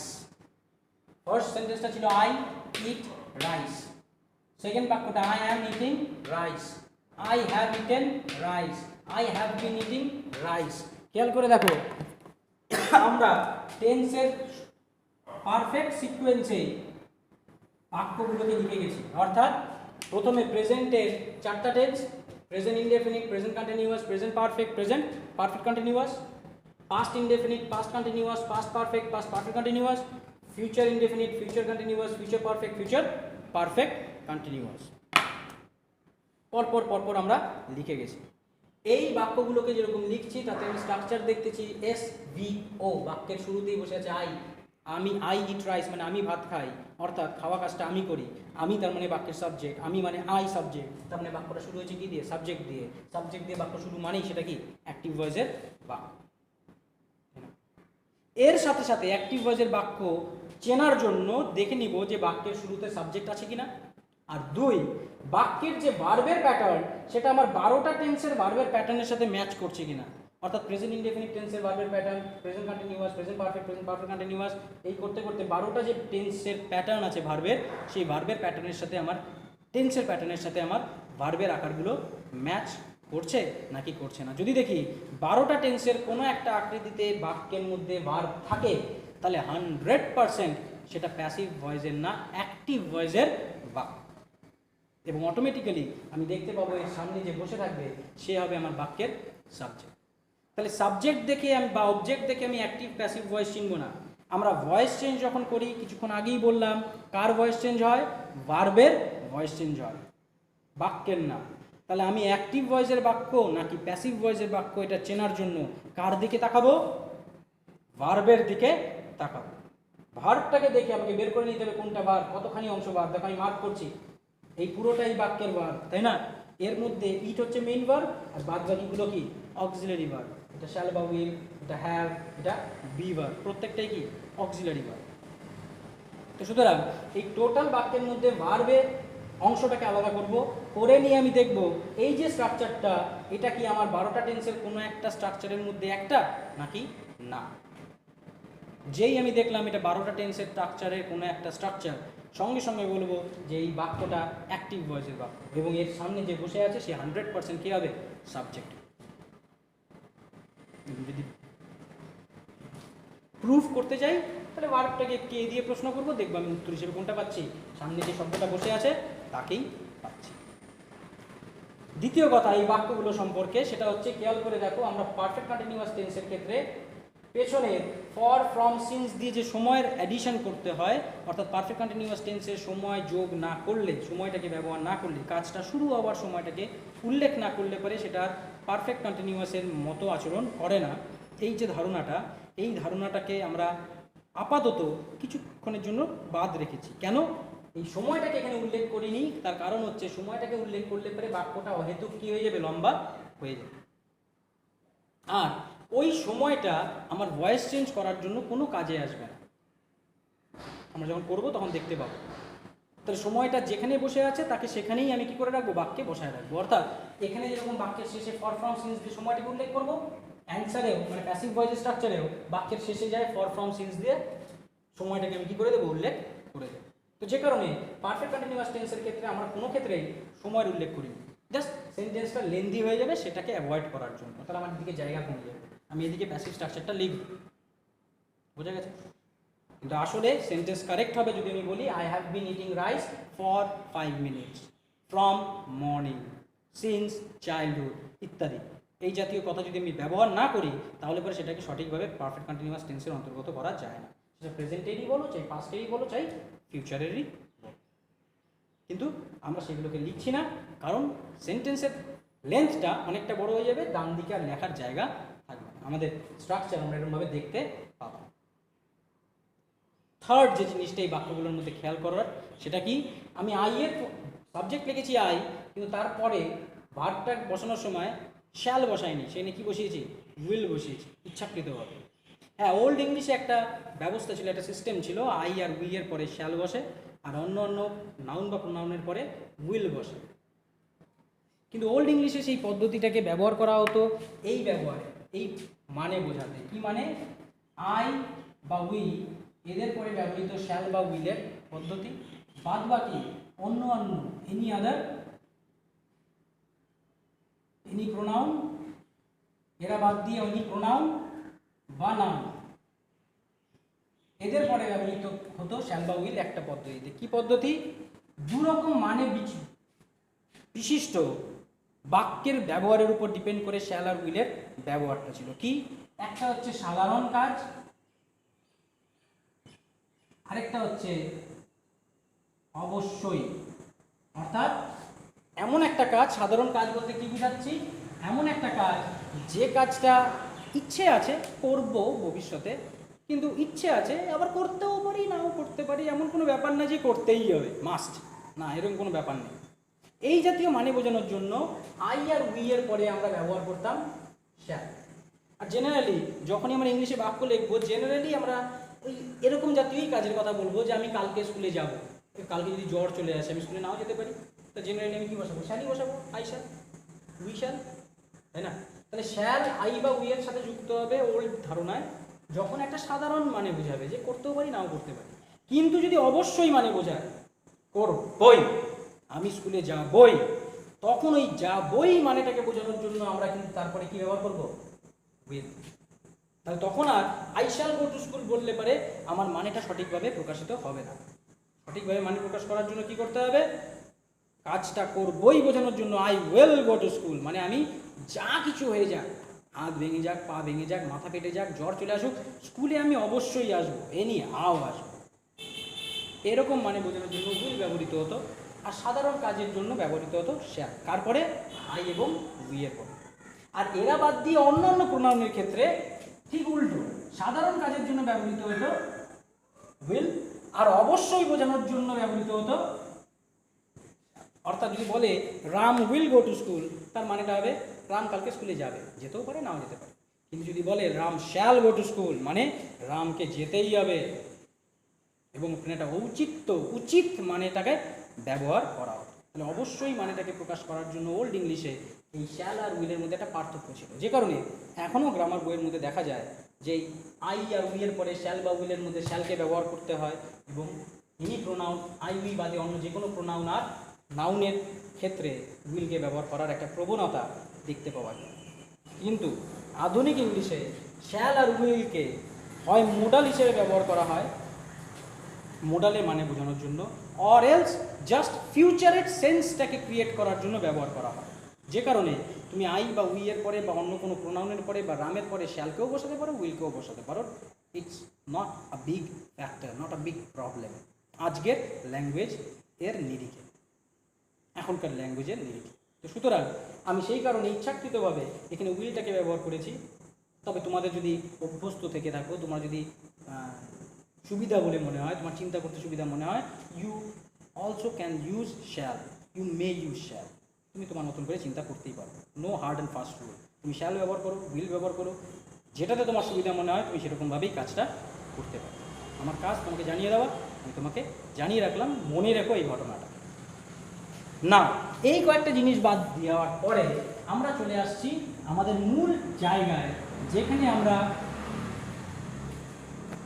বাক্যগুলোর অ্যাক্টিভ থেকে প্যাসিভ ভয়েসের স্ট্রাকচারকে করতে যাচ্ছি, তৈরি করতে যাচ্ছি। এবার অ্যাক্টিভ ভয়েসের স্ট্রাকচার মানে এসভিও, তার মানে প্যাসিভ ভয়েসের স্ট্রাকচার মানে কি ওপিপিএস। কিছুক্ষণ আগে ভয়েস চেঞ্জ করব, আর ভয়েস চেঞ্জে আমাদের একটাই রুল প্রয়োগ করব, সেটা কি ওপিপিএস। অর্থাৎ এসভিও স্ট্রাকচারের থেকে আমি স্ট্রাকচারটা কিসে পাল্টে দেবো, স্ট্রাকচারটাকে পাল্টে দেবো ওপিপিএস। তাহলে আমার স্ট্রাকচার ছিল এসভিও, আমি স্ট্রাকচার পাল্টাবো ওপিপিএস। এই আমার কাজ, কেননা আমাকে রুল অনুযায়ী আমাকে বলে দেওয়া হয়েছে ওপিপিএস ভয়েস আমার শেখা শেষ। এবার যখন এই কাজটা আমি করছি, তখন কাজটা করার জন্য আমার কি কি জিনিস লক্ষণীয়, কিভাবে করব। আমাকে যখনই একটা বাক্যকে অ্যাক্টিভ ভয়েসে দেওয়া থাকবে, সেই অ্যাক্টিভ ভয়েসের বাক্যটার মধ্যে থেকে প্রথম কাজ হবে এস, ভি আর ও কে চেনা। আমি কি করব, এস ভি ও আকারটাকে এস ভি ও আকারেই চিনব, বা এস ভি ও মধ্যে থেকে সাবজেক্ট কোনটা, ভার্ব কোনটা, অবজেক্ট কিনবো কোনটা, সেটাই কি করে নেব, চেনা, অর্থাৎ চিনব। সেকেন্ড কাজ হবে তাকে এস ভি ও আকারে সাজানো। তাহলে এখানে আমি চিনলাম, এখানে আমি সাজালাম। কেন বললাম, কারণ সব বাক্যে যে এসভিও স্ট্রাকচার দেওয়া থাকবে তা তো না। এই বাক্যটার মধ্যে আমাকে এসভিও স্ট্রাকচার দেওয়া আছে, ফাইন, ভেরি গুড, আমার কাজটা সহজ হয়ে গেছে, মানে চেনা আর সাজানোর কাজটা একসাথেই হয়ে গেল। কিন্তু কোনো কোনো বাক্যের মধ্যে নাও থাকতে পারে, ওলট পালট করে দেওয়া থাকতে পারে বিভিন্ন রকমভাবে, সেক্ষেত্রে আমাকে সাজিয়ে নিতে হবে আমার অতি পরিচিত স্ট্রাকচারে। স্ট্রাকচারটা কি, এস ভি ও স্ট্রাকচার। তাহলে আমি এসভিওটাকে চিনলাম, এবার এসভিও আকারে সাজালাম। সাজানোর পরে 3 নম্বর কাজ হবে ওপিপিএস কে প্রয়োগ করা। কি করা, ওপিপিএস কে প্রয়োগ করা। অর্থাৎ আমি এই স্ট্রাকচার থেকে এই স্ট্রাকচারে আকৃতিটাকে কি করব, পাল্টাবো। এরপরে আরেকটা স্ট্রাকচার থাকবে, আরেকটা কাজ থাকবে, যে কাজটাকে আমাকে করে নিতে হবে। সেটা কি, সেটা কাজটা করার পরেই জানাচ্ছি। প্রথমত আমরা এই বাক্যটার মধ্যে থেকে ফার্স্ট কাজটা করি। ফার্স্ট কাজ কি, এস ভি ও চিনতে হবে। তাহলে বাক্যটা ছিল আই ইট রাইস, আমি বাক্যের মধ্যে ভার্বটাকে দেখেই চিনতে পারছি ইট, মুখস্থ করা আছে, আমি জানি ইট মানে খাওয়া, ইট হচ্ছে একটা ভার্ব, ইট হচ্ছে মেন ভার্বের প্রেজেন্ট ফর্ম, বসে আছে, ফাইন, মেন ভার্বের প্রেজেন্ট ফর্মই বসে কোথায়, প্রেজেন্ট ইনডেফিনিট টেন্সে। তো প্রেজেন্ট ইনডেফিনিট টেন্সের মধ্যে প্রেজেন্ট ফর্ম বসে আছে, সুতরাং এটা আমার ভার্ব। এবার কে খায়, আমি খাই, তাহলে বাক্যের মধ্যে সাবজেক্ট পেলাম। কি খাই, ভাত খাই, তো সুতরাং অবজেক্টও পেয়ে গেল। তাহলে বাক্যের মধ্যে আর কোনো শব্দ নেই, তার মানে সাবজেক্ট বা অবজেক্ট আমি চিনে ফেলেছি। এবার আমি সাজাই, অলরেডি সাজানো আছে, আই ইট রাইস, এসভি আকার সাজানো আছে, দুটো কাজ হয়ে গেল। থার্ড কাজ কি, থার্ড কাজ হচ্ছে ওপিপিএস আকারে প্রয়োগ করা। এবার ওপিপিএস আকারে যখন আমি প্রয়োগ করব তখন আমাকে অবজেক্টটাকে কোথায় আনতে হবে? সাবজেক্টের ঘরে। এখানে বসাবো অবজেক্ট, কিন্তু এই ঘরটা কার ঘর? মনে আছে তো? সাবজেক্টের ঘর। খেয়াল আছে? যখন আমি এই অবজেক্টটাকে সাবজেক্টের ঘরে বসাবো তখন অটোমেটিক্যালি আমাকে একটা কাজ মনে রাখতে হবে। হ্যাঁ, নতুন কোনো কাজ না, না। যদি তোমরা পার্টস অফ স্পিচের চ্যাপ্টার ভিডিওগুলোকে দেখে থাকো তাহলে পরে সেই আলোচনার মধ্যে নিশ্চয়ই কিছু একটা কথা আমি বলেছিলাম যেটার সঙ্গে এটার কানেকশান আছে। আমি যা যা ভিডিও করতেছি, যাভাবে কাজ করতেছি, প্রত্যেকটা ভিডিওর সঙ্গে প্রত্যেকটা ভিডিওর একটা লিঙ্ক আছে। আমি কেন, যে কোনো গ্রামার পোর্শনেই লিঙ্ক থাকে, ওই লিঙ্কটাকে তোমাকে খেয়াল রাখতে হবে, বেসিক। আর সেই বেসিক মনে রাখতে পারলে পরের কাজগুলো ভেরি ইজি। কি সেই কাজ? মনে করে দেখো, প্রোনাউনের চ্যাপ্টারে আমরা বলেছিলাম নাউন এবং প্রোনাউনের ক্ষেত্রে তিনটি করে আকার থাকে, একটা সাবজেক্টিভ, একটা অবজেক্টিভ আর একটা পজেসিভ। অর্থাৎ কোনো নাউন বা প্রোনাউন যদি সাবজেক্টের ঘরে বসতে হয় তাহলে পরে সেটা কোন আকারে বসবে? সাবজেক্টিভ আকারে বসবে।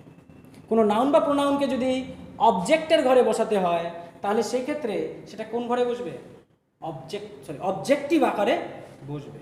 আর পজেসিভ আকার হচ্ছে এমন একটা আকৃতি যেটা অধিকার বোঝাতে ব্যবহৃত হয় এবং সেটা সাবজেক্টের ঘরেও বসতে পারে, অবজেক্টের ঘরেও বসতে পারে। তাহলে সাবজেক্টের ঘরে বসে সাবজেক্টিভ আকার, অবজেক্টের ঘরে বসে অবজেক্টিভ আকার। মনে আছে? এবং সেইখানে আমরা দেখতে পাচ্ছি এতক্ষণ ধরে যেটা অবজেক্ট ছিল সেটা কার ঘরে বসেছিল? অবজেক্টের ঘরে। তাহলে এখানে যে শব্দটা বসে আছে সেটা তার কোন আকার? অবজেক্টিভ আকার, কারণ অবজেক্টের ঘরে বসে আছে। তাহলে এটাকে যখন আমি সাবজেক্টের ঘরে আনবো তখন তার আমাকে কোন আকার দিতে হবে? সাবজেক্টিভ আকার দিতে হবে বা নমিনেটিভ আকার দিতে হবে। মনে আছে তো? সাবজেক্টিভ আকারই আরেকটা নাম নমিনেটিভ। এবং রাইস হচ্ছে একটা শব্দ যেটা দিয়ে একজন একটা বস্তুর নাম বোঝায়। তাহলে রাইস হচ্ছে আমার নাম। আর নাউনের যেটাই তার সাবজেক্টিভ আকার সেটাই তার কি? অবজেক্টিভ আকার। উদাহরণ দিয়েছিলাম রাম, রাম, রামস। মনে আছে? আশা করি মনে আছে। তাহলে একই রকমভাবে রামের জায়গায় যদি রাইস হয় তাহলে রাইসের সাবজেক্টিভ আকারও রাইস, অবজেক্টিভ আকারটাও কি? রাইস। তাহলে অবজেক্টের ঘরে যখন বসছিল তখন রাইস আকারে বসছিল, তার মানে সাবজেক্টের আকারে ঘরে যখন বসবে তখন সেটা কোন আকারে বসবে? সাবজেক্টিভ, অর্থাৎ আকারটা কি? রাইস। তো সুতরাং আমি এখানে কি বসাবো? রাইস বসাবো। অর্থাৎ দেখে দেখে কোয়েশ্চেনের মধ্যেই আমাকে কি দেওয়া আছে? আমার প্যাসিভ ভয়েসের স্ট্রাকচারের আনসার লুকিয়ে দেওয়া আছে, যদি আমার বেসিকটা ঠিকঠাক জানা থাকে। তাহলে অবজেক্টিভ আকারে বসেছিল, সেটাকে আমি তার কোন আকারে আনলাম? সাবজেক্টিভ আকারে। তাহলে এইটাও রাইস, এটাও রাইস, এই দুটো কি একই জিনিস? না, এক না, দেখতে এক। এটা অবজেক্টিভ ফর্ম, এটা কি? সাবজেক্টিভ ফর্ম, তাই না? চেঞ্জ হয়েছে। নাউনের ক্ষেত্রে সাবজেক্টিভ অবজেক্টিভ ফর্ম দুটো একই দেখতে, সেই কারণে আপাত দৃষ্টিতে কোনো চেঞ্জ দেখতে পাচ্ছি না, কিন্তু গ্রামাটিক্যালি তার মধ্যে চেঞ্জ আছে। একজন অবজেক্টিভ আকার আর একজন কি? সাবজেক্টিভ আকার। তাহলে রাইস বসালাম সাবজেক্টিভ আকারে। এর পরের কাজটা কি? পি বসানো। পি মানে কি? প্রথম পি মানে কিছুক্ষণ আগে বললাম past participle of the main verb. আমার মেইন ভার্ব কোনটা? ইট, নাকি না? তাহলে মেইন ভার্ব যদি ইট হয় তাহলে ইট ভার্বের পাস্ট পার্টিসিপল সেটা কি হবে? সবাই জানে, ইটেন। তারপরে বসাবো প্রিপোজিশন। কিছুক্ষণ আগে বললাম 90% বাক্যের ক্ষেত্রে প্রিপোজিশন হিসেবে কি বসাবো? বাই। খুব অল্প কিছু বাক্য আছে সেক্ষেত্রে অন্য কোনো প্রিপোজিশন বসে, সেটা ব্যতিক্রম হিসেবে আলাদা করে মনে রাখা যায়। তাহলে অধিকাংশ ক্ষেত্রে বাই, যেহেতু চোখ বন্ধ করে আমি এখানে কি বসাতে পারি? বাই বসাতে পারি। Second P. আর লাস্টেরটা আবার কি? এস, অর্থাৎ কি? সাবজেক্ট। বসছে সাবজেক্ট, কিন্তু ঘরটা তো বাক্যের শেষের ঘর, মানে কার ঘর? অবজেক্টের ঘর। তার মানে এখানে নাউন বা প্রোনাউনের কোন আকার বসবে? অবজেক্টিভ আকার বসবে। আমার বাক্যের সাবজেক্টেই ছিল আই, বসেছিল কার ঘরে? সাবজেক্টের ঘরে। সেই কারণে আই এর সাবজেক্টিভ আকার বসেছিল। এখন যাচ্ছে কার ঘরে? অবজেক্টের ঘরে। তাহলে আই এর কোন আকার বসবে? অবজেক্টিভ আকার বসবে। আর আই প্রোনাউনের অবজেক্টিভ আকারটা কি? মি। জানি, আমরা পড়ে এসেছি, বেসিক জানা আছে। তো সুতরাং এখন আর মুখস্থ করার দরকার নেই যে আই থাকলে মি হয়, হি থাকলে হার হিম হয়, সি থাকলে হার হয়, দে থাকলে দেম হয়। মুখস্থ করতে হবে না। আমি সাবজেক্টিভ অবজেক্টিভ আকার মুখস্থ করে এসেছি। আমি জানি সাবজেক্টের ঘরে বসলে এই আকার বসবে, অবজেক্টের ঘরে বসলে এই আকার বসবে। সিম্পল। তাহলে এখন সাবজেক্টের ঘরে বসেছিল, সাবজেক্টিভ আকার বসছিল। এখন অবজেক্টের ঘরে যাচ্ছে, তাহলে অবজেক্টিভ আকার বসবে। আই প্রোনাউনের অবজেক্টিভ আকারটা কি? ওটা যায় না, যায় না। এইটুকু কাজ। এই কাজটাকে বলা হচ্ছে ওপিপিএস প্রয়োগ করা। মানে আমার ভয়েস চেঞ্জ করার জন্য যে মেইন কাজ সেটা হচ্ছে এই ওপিপিএস প্রয়োগ করা, অর্থাৎ অ্যাক্টিভ ভয়েসের বাক্যটাকে প্যাসিভ ভয়েসের স্ট্রাকচারে চেঞ্জ করা, পাল্টা। আশা করি আমার কথাটা বোঝা গেছে। সেকেন্ড বাক্যটাতে যাই, না বোঝা গেলে আরেকবার ঢালাই হয়ে যাবে। ওপিপিএস হয়ে গেছে, কাজ শেষ, এটুকুই কাজ করছিলাম, এটাই আমার লাস্ট কাজ ছিল। সেকেন্ড বাক্যের মধ্যে বলা আছে I am eating rice. I am eating rice, এই বাক্যের মধ্যে ভার্ব হচ্ছে অ্যাম ইটিং। কে খাচ্ছে? আমি খাচ্ছি। কি খাচ্ছি? ভাত খাচ্ছি। তাহলে এসভিও খোঁজাও হলো, এসভিও আকারে সাজানোও আছে, দুটো কাজ হয়ে গেছে। নেক্সট কাজ কি করা? ওপিপিএস প্রয়োগ করা। প্রয়োগ করো। প্রয়োগ করলে কি দাঁড়াবে? প্রয়োগ করলে দাঁড়াবে, প্রথমে আমি কাকে বসাবো? অবজেক্টকে। কার ঘরে? সাবজেক্টের ঘরে। বসেছিল অবজেক্টটা কি? রাইস। অবজেক্টের ঘরে অবজেক্টিভ আকার, রাইসের অবজেক্টিভ আকার, তাহলে রাইসের সাবজেক্টিভ আকার। রাইসের সাবজেক্টিভ আকার নাউন হওয়ার কারণে একই থাকতেছে, তো রাইসটা কি থাকলো? রাইসই থাকলো। নেক্সট কাজ, past participle form of the main verb. তাহলে এই বাক্যের মধ্যে মেইন ভার্ব খুঁজতে হবে। এই দুটো ভার্ব, আমার দুটো আলাদা আলাদা ভার্ব দেখতে পাচ্ছি, এতক্ষণ একটা ভার্ব ছিল, সেই কারণে এটাই আমার মেইন ভার্ব ছিল। এখন দুটো ভার্ব আছে, এই দুটো ভার্বের মধ্যে কোনটা মেইন, কোনটা auxiliary verb? Stream auxiliary verb থাকবে দুটো ভার্বের মধ্যে, ভার্বের দুটোই ভাগ। তাহলে কোনটা মেইন ভার্ব, কোনটা অক্সিলারি ভার্ব মনে করে দেখো, চিনিয়ে দিয়েছিলাম। কিভাবে? আমি বাক্যের মানে করব, আই অ্যাম ইটিং রাইস মানে কি? আমি ভাত খাচ্ছি। তাহলে বাক্যের মধ্যে কোন ভার্বটা আছে? খাচ্ছি। খাচ্ছির অরিজিনাল আকারটা কি? খাওয়া। ইংলিশে খাওয়াকে কি বলা হয়? ইট। তার মানে ইট হচ্ছে আমার বাক্যের কি ভার্ব? Main verb. দুটোর মধ্যে খাওয়ার মানে কোনটাতে প্রকাশিত হয়? ইটিং এর দিয়ে। ইটিং এর অরিজিনাল আকারটা কি? ইট। ইট হলে পরে তাহলে আমার মেইন ভার্বের আকারটাও কি? ইট। কারণ মেইন ভার্ব সবসময় অরিজিনাল আকার দিয়ে প্রকাশ করতে হয়। বলছিলাম না, যা কিছু আলোচনা, যা কিছু ব্যবহার, মুখে নাম বলাটা, সেটা সবসময় কোন নামে? অরিজিনাল আকারে। যদি ভুলে গিয়ে থাকো, মেইন ভার্বের চ্যাপ্টারটা আরেকবার চেক করো, ভিউ করো ভিডিওটাকে, মনে পড়ে যাবে আশা করি। তো সুতরাং এই বাক্যেও মেইন ভার্বটা কি? ইট। ইট ভার্বের পাস্ট পার্টিসিপল সেটাকে ইট, সবাই জানে। প্রিপোজিশন, চোখ বন্ধ করে আমি কি বসাতে পারি? বাই। আর সাবজেক্টটাকে কি বসাবো? মি। কথাটা বোঝা যায় না? যায়। কেন সাবজেক্ট মি কেন? আমি সাবজেক্ট দেখলাম এখানে কি আছে? আই। সাবজেক্টিভ আকারে বসে আছে। এখন এটা যাচ্ছে কোথায়? অবজেক্টের ঘরে। অবজেক্টের ঘরে মানে অবজেক্টিভ আকার। আই প্রোনাউনের সাবজেক্টিভ আকার আই হলেও অবজেক্টিভ আকারটা কি? মি। তো সেই কারণে কি হয়ে গেছে? মি। বোঝা যায়? চলে আসি থার্ড বাক্যে। থার্ড বাক্যে দেখতেছি আই হ্যাভ ইটেন রাইস। দেখলাম এটা আমার ভার্ব, আমি ভাত খেয়েছি। ফাইন। কে খেয়েছি? আমি। সাবজেক্ট। কি খেয়েছি? ভাত। Rice object. পেয়ে গেছি। তাহলে এসভিও আকারে, এসভিওটাকে চেনাও হলো, এসভিও আকারে সাজানোও আছে। তো যেহেতু এসভিও আকারে সাজানো আছে, চেনাও হচ্ছে, তো সুতরাং এই পরের কাজটা কি? ওপিপিএস প্রয়োগ করা। ওপিপিএস প্রয়োগ করতে হলে পরে সামনে কাকে বসাবো? অবজেক্টকে। অবজেক্টটাকে রাইস। দেখো কোশ্চেনের মধ্যেই দেওয়া আছে অবজেক্টটা রাইস। রাইসের সাবজেক্টিভ আকারটা কি হবে? রাইস। একই থাকতেছে, চেঞ্জ হলো না, নাউন যেহেতু। Past participle form of the main verb. Main ভার্বটা কি? ও আবার এখানে দুটো ভার্ব আছে। তাহলে আমি ভাত খেয়েছি, এর মধ্যে কি আছে? ভার্বের মানে আছে? নেই। তাহলে হ্যাভ ভার্বের মানে নাই, কারণ এইটাই আমার কি হবে? মেইন ভার্ব হবে। এই ভার্বের অরিজিনাল আকারটা কি? ইট। মানে ইট ভার্বেরই আবার কি? Main verb. ইট ভার্বের মেইন ভার্বের পাস্ট পার্টিসিপলটা কি? ইটেন। সুতরাং আমি কি লিখলাম? ইটেন। তারপরেরটা কি? প্রিপোজিশন। প্রিপোজিশন হিসেবে আমি কি ব্যবহার করব? বাই। সাবজেক্ট আই বসে আছে, আই এর অবজেক্টিভ ফর্মটা কি? মি। এর পরের বাক্যটাতেও ঠিক একই রকম ভাবে কি আসছে? Rice eaten by me. তো দেখো একটা জিনিস খেয়াল করে, আমরা যদি প্রত্যেকটা বাক্যের সাবজেক্ট, মেইন ভার্ব আর অবজেক্টকে একই রাখি, বিভিন্ন টেন্সের ক্ষেত্রেও প্রতি ক্ষেত্রে বাক্যগুলো কি থেকে যাচ্ছে?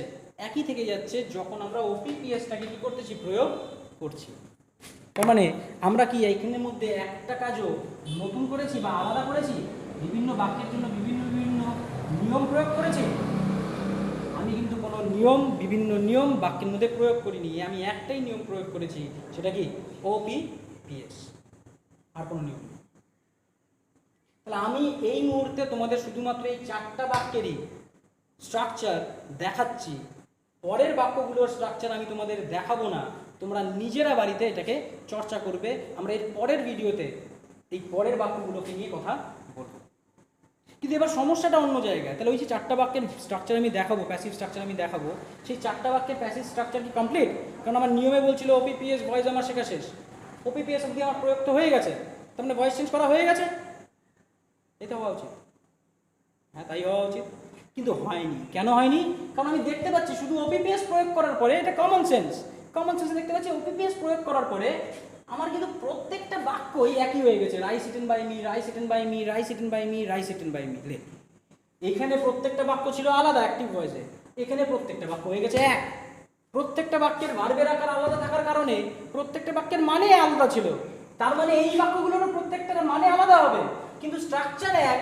এটা কি হতে পারে? সব কটা বাক্যের স্ট্রাকচার এক কিন্তু মানে প্রত্যেকটার আলাদা? তা তো সম্ভব না। তার মানে কিছু একটা জিনিস we are missing, something, there is something that we are missing.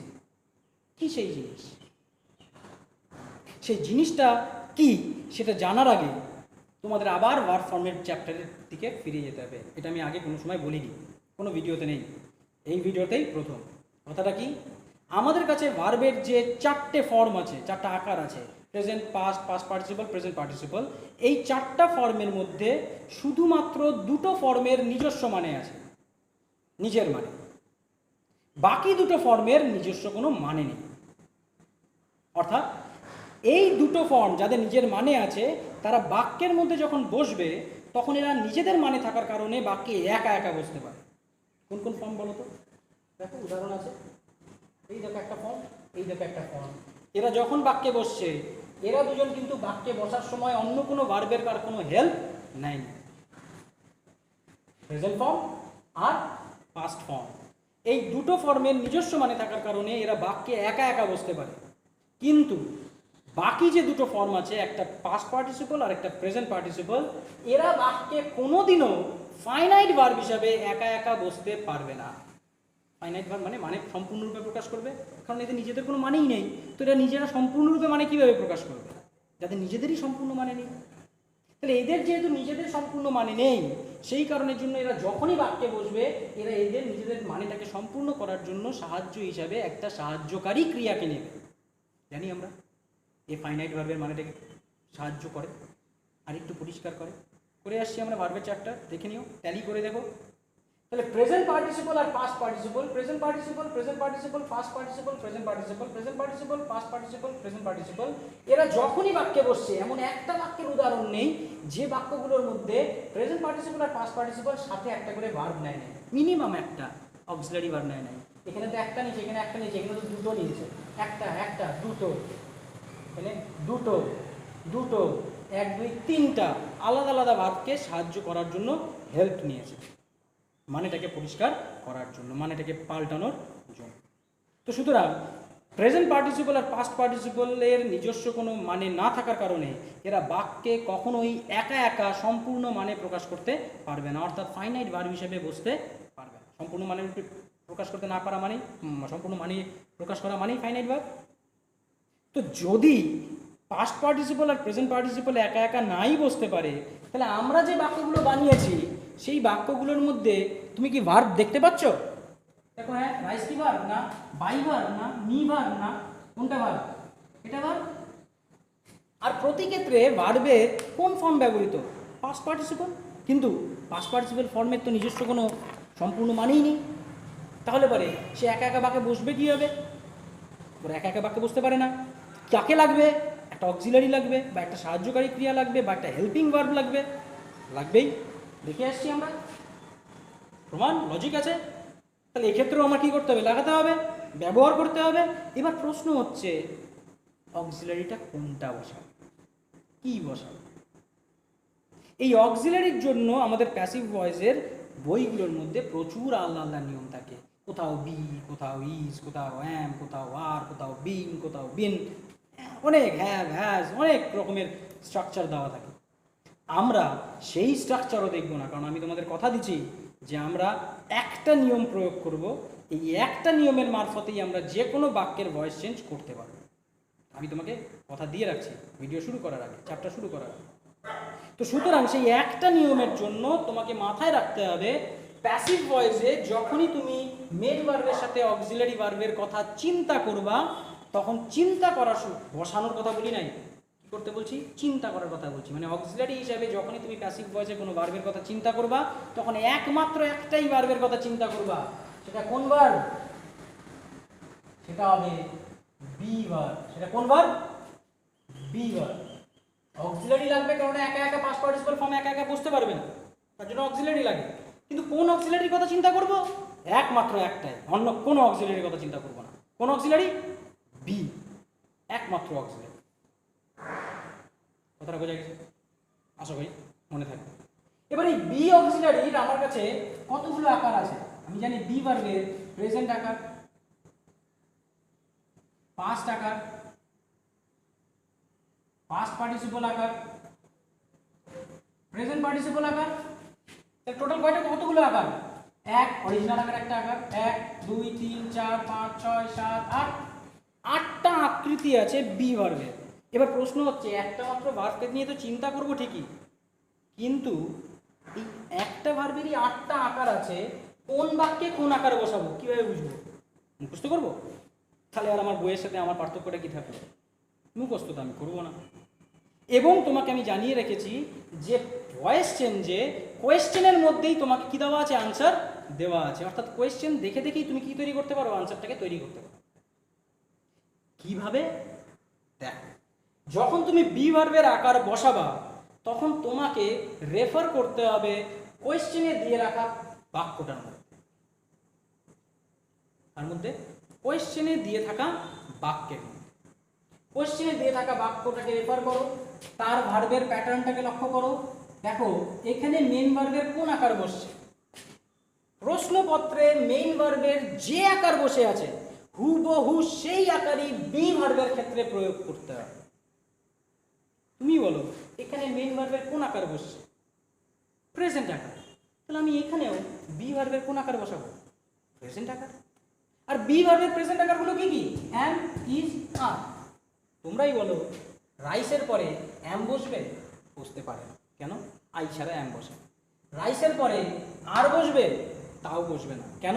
Rice একটা কালেকটিভ নাউন, ও একসঙ্গে অনেক কটা জিনিসকে বোঝায় এবং এই কালেকটিভ নাউনটাকে সবসময় সিঙ্গুলার নাউন হিসেবে গ্রহণ করা হয়। তো সুতরাং আর বসতে পারে না, সেটা ইউ এবং যে কোনো প্লুরালের ক্ষেত্রে বসে।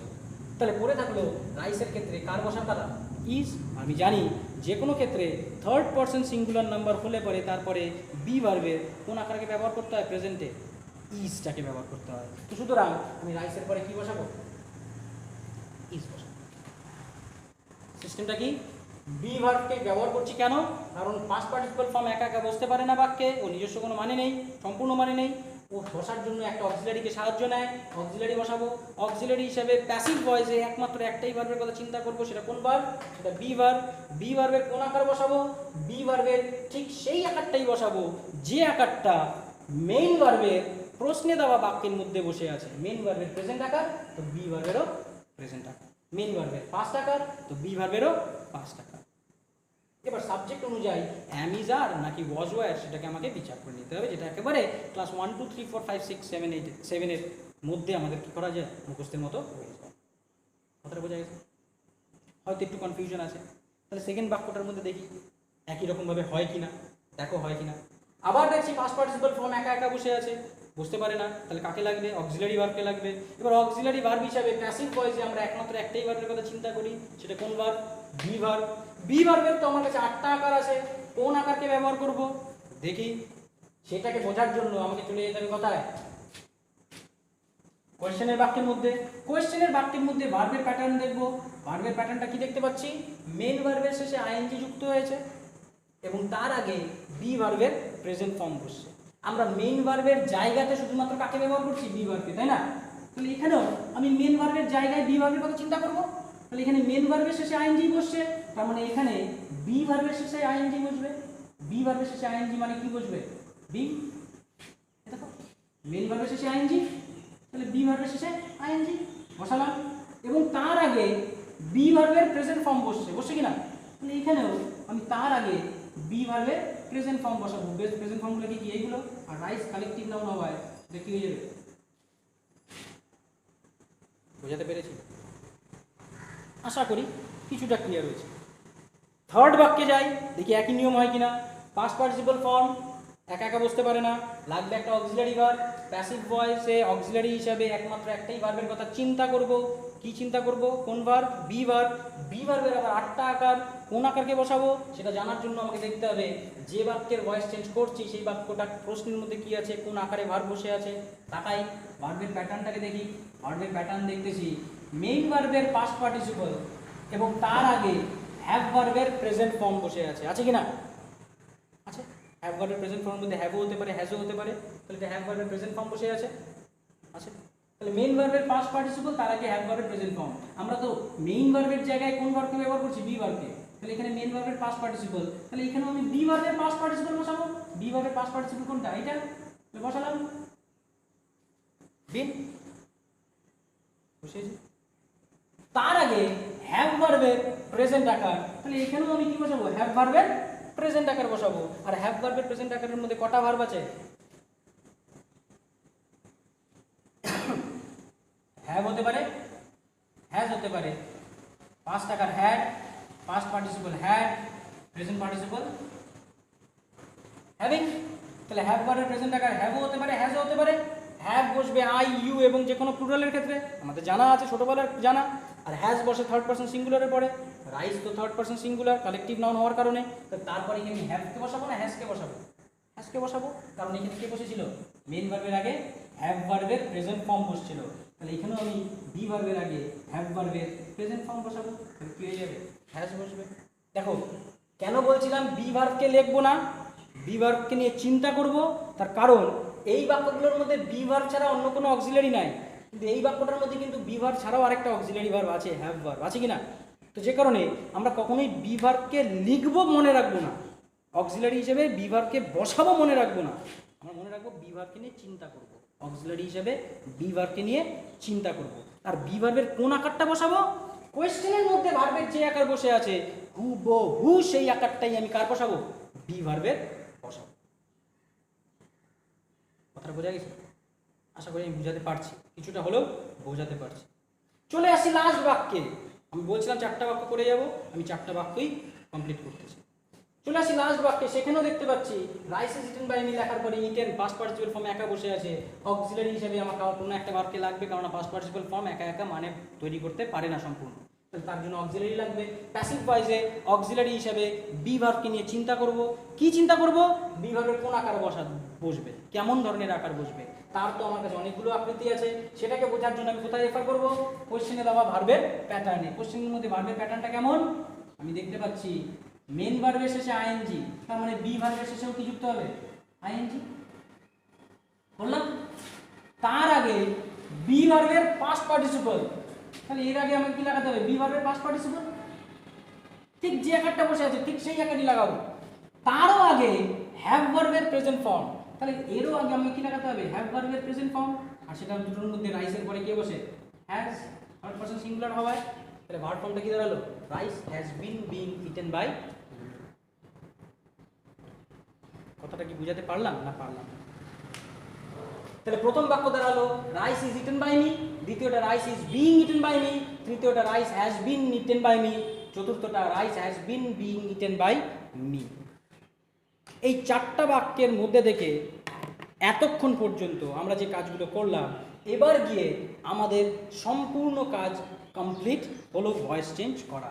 অর্থাৎ আমি এই 4টা বাক্যের ভয়েস চেঞ্জ করে ফেলেছি, অ্যাক্টিভ থেকে প্যাসিভে পাল্টে ফেলেছি। এই কাজটা করার সাথে সাথে তোমরা এখন কেউ কনফিউজড হয়েও না কোনো একটা বিষয় নিয়ে, কেননা আমার কথা বলা শেষ হয়নি। আমাদের ভিডিওটা অলরেডি 1 ঘন্টা 13 মিনিটের হয়ে গেছে এবং এর পরবর্তী জিনিসটাকে কমপ্লিট না করে আমরা পরের কথাটা, যেটাতে তোমাদের কনফিউশন দূর হবে, সেই অংশটাকে বলতে পারবো না। যে কারণের জন্য তোমরা পরের ভিডিওটাকে, এই কথাটা যদি কোনো কনফিউশন মাথার মধ্যে এসে থাকে, সেটা অবশ্যই পরের ভিডিওটাকে দেখে কমপ্লিট ক্লিয়ার করে নেবে। কিন্তু এখনো পর্যন্ত যে কাজটা আমরা করলাম তাতে তোমাদের আমি জানিয়ে দিয়েছি কিভাবে ওপিপিএস প্রয়োগ করতে হয়, এবং শুধুমাত্র ওপিপিএস প্রয়োগ করলেই যে ভয়েস চেঞ্জ করা শেষ হয়ে যায় তা নয়। সেটাতে আমাদের 70 to 80% কাজ শেষ হয়ে যায় ঠিকই, কিন্তু প্রত্যেকটা বাক্যের স্ট্রাকচার এক হয়ে যাওয়ায় একটা করে অক্সিলারি ভার্বকে বসানোর কাজ বাকি থেকে যায়। কিন্তু ওই অক্সিলারি ভার্বকে বসানোটাও কঠিন না, সেটাও আমার কোয়েশ্চেনের মধ্যেই আমার আনসার দেওয়া আছে। আমাকে কোয়েশ্চেন দেখে দেখে আমাকে অক্সিলারি হিসেবে বি ভার্বের স্ট্রাকচারটাকে বসাতে হবে। আমি এক ফোঁটাও কঠিন কোনো কাজের কথা বলিনি। একটু বুদ্ধি খাটাও, একটু মাথা খাটাও, দেখবে যদি একবার এটাকে বুঝে ফেলতে পারো, এর পরবর্তী বাক্যগুলো তৈরি করাটা জলভাত। আমি খালি বলবো কয়েকটা সিস্টেম, সেই সিস্টেমে প্রয়োগ করবে, তুমি তোমার কাজ অ্যান্সার তৈরি হয়ে যাবে।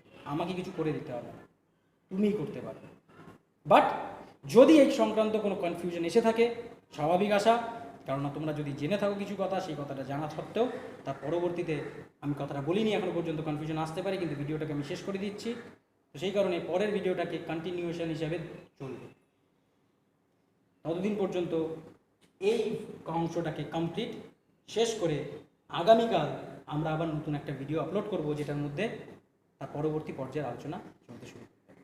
ততদিন পর্যন্ত থ্যাংক ইউ ভেরি মাচ। বাড়িতে ভালো মতন প্র্যাকটিস করো, ভালো মতন বোঝো, অসুবিধা হলে পরে যোগাযোগ করো অবশ্যই কমেন্টসের মাধ্যমে, এবং আমি তোমাদের সম্পূর্ণ কনফিউশন দূর করার আমার সামর্থ্য অনুযায়ী চেষ্টা করব। Thank you.